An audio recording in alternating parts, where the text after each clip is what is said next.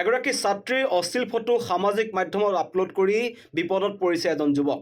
ইতিমধ্যে যুৱকজনক গ্ৰেপ্তাৰ কৰা হৈছে। যুৱকজন হৈছে লাডৈগড়ৰ হিমান গগৈ।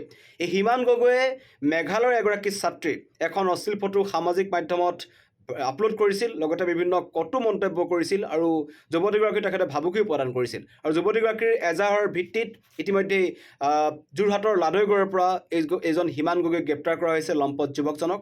আৰু এই ভুক্তভোগী ছাত্ৰীগৰাকী হৈছে মেঘালয়ৰ ছাত্ৰী আৰু আত্মীয় ঘৰত আত্মগোপন কৰি আছিল হিমান গগৈয়ে এই নিকৃষ্ট কাম সংঘটিত কৰাৰ পাছত যি তেওঁ ভয়ংকৰ কাণ্ড সংঘটিত কৰিলে।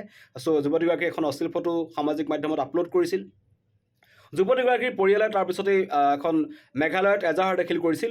মেঘালয় আৰক্ষী আৰু যোৰহাট আৰক্ষী অভিযান চলাই আত্মীয় ঘৰত লুকাই থকা অৱস্থাত এই লম্পটটোক গ্ৰেপ্তাৰ কৰিছে। নাম হৈছে হিমান গগৈ আৰু তেওঁৰ বিৰুদ্ধে পোস্কো আইনৰ অধীনত গোচৰ ৰুজু হৈছে। আৰু এই অভিযানৰ পিছতেই যুৱকজনৰ কঠোৰৰ পৰা কঠোৰ শাস্তিৰ দাবী কৰিছে ভুক্তভোগী যুৱতীগৰাকী।